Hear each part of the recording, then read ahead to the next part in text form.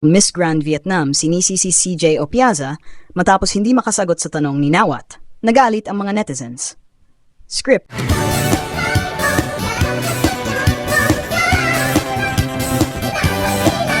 Mag-subscribe ka na! Isang nakakagulat na eksena ang naganap kamakailan sa Miss Grand International 2025.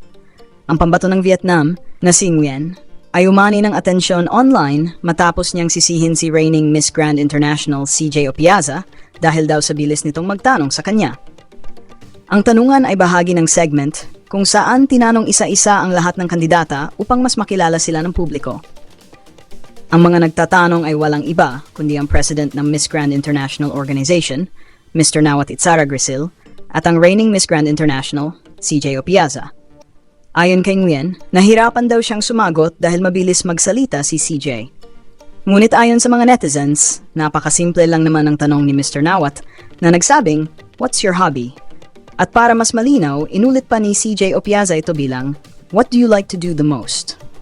Upang tulungan siyang maintindihan ang tanong.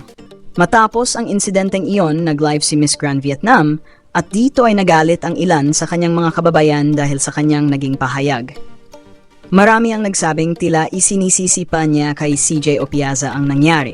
Kahit ang ginawa lang naman ni CJ ay tulungan siyang maintindihan ang tanong ni Mr. Nawat tungkol sa kanyang hobbies. Dahil dito, umani ng iba't ibang reaksyon online.